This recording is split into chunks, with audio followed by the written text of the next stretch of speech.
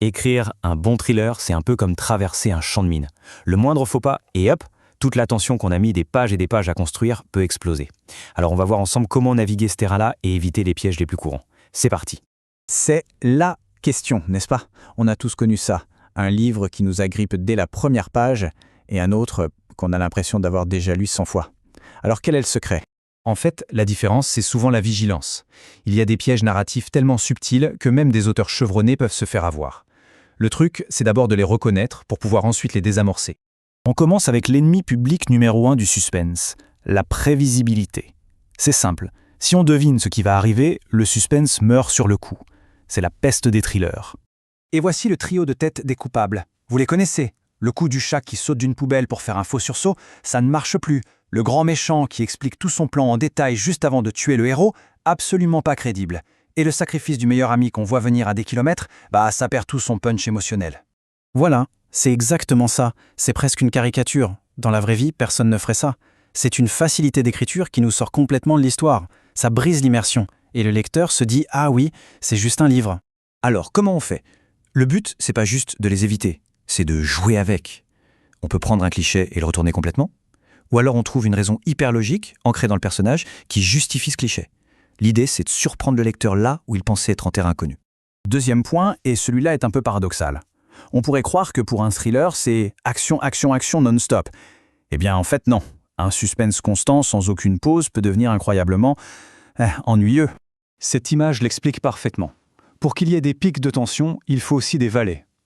Une histoire qui est toujours à 100 à l'heure, c'est comme une chanson où le volume est toujours au maximum. Au début, c'est intense, mais très vite on s'y habitue et ça devient juste du bruit. Le lecteur finit par être épuisé et il décroche. C'est pour ça que les moments de respiration sont cruciaux.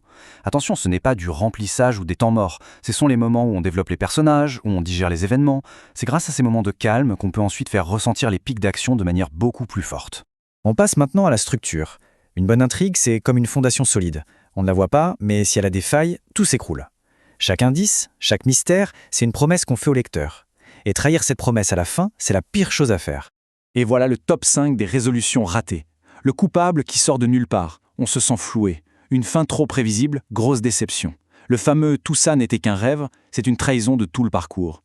Ou une fin qui laisse les questions principales en suspens, frustrant. Bref, chaque ligne de ce tableau est une façon de briser la confiance. Du coup, voici une petite checklist bien pratique. 4 questions à se poser. Est-ce que la fin est surprenante, mais en même temps logique quand on y repense? Est-ce que tous les indices étaient bien là? Est-ce que ça dit quelque chose d'important sur les personnages? Et surtout, est-ce que ça laisse un sentiment de satisfaction? Si la réponse est non à l'une de ces questions, il faut probablement revoir sa copie. On ne le répétera jamais assez. Un thriller, ce n'est pas juste une mécanique d'intrigue. Ce sont des personnages.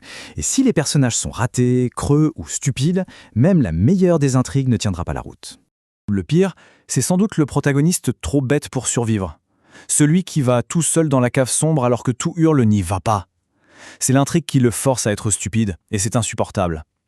Un bon héros, même s'il fait des erreurs, doit agir de façon cohérente. Ces erreurs doivent venir de ses propres failles, de sa psychologie, pas des besoins du scénario. Et c'est la même chose pour l'antagoniste. Un méchant qui est juste méchant, c'est plat, c'est ennuyeux. Les méchants les plus mémorables, les plus terrifiants, sont ceux dont on comprend la logique, même si elle est complètement tordue. C'est leur part d'humanité, leur intelligence qui en fait un vrai danger et qui rend l'histoire passionnante. Allez, on arrive au bout. L'atterrissage. La fin. C'est la dernière impression qu'on laisse, et c'est crucial. On peut avoir écrit 300 pages géniales, si la fin est ratée, c'est tout le livre qui en pâtit.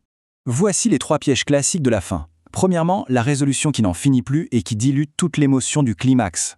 Deuxièmement, la fin tout est bien qui finit bien, trop parfaite pour être crédible après tout ce qui s'est passé. Et enfin, le pire peut-être, le dernier chapitre qui explique tout en détail, comme si le lecteur n'avait rien compris. Pour donner un ordre d'idée, un bon repère, c'est souvent entre 15 et 20 pages après le point culminant de l'histoire. C'est généralement suffisant pour boucler les intrigues importantes sans que le rythme ne s'effondre. C'est une bonne balise à garder en tête. En résumé, une fin réussie, c'est un équilibre subtil. Elle doit paraître à la fois surprenante sur le moment et totalement inévitable quand on y réfléchit. Et surtout, il faut faire confiance à l'intelligence du lecteur. Pas besoin de tout mâcher, il saura combler les vides. Et je vous laisse avec cette question. Pensez au dernier thriller que vous avez lu. Maintenant que vous avez cette grille de lecture, est-ce que l'auteur a su éviter les pièges qu'on vient de voir? C'est un excellent exercice, parce que c'est en analysant ce qui marche et ce qui ne marche pas qu'on progresse le plus.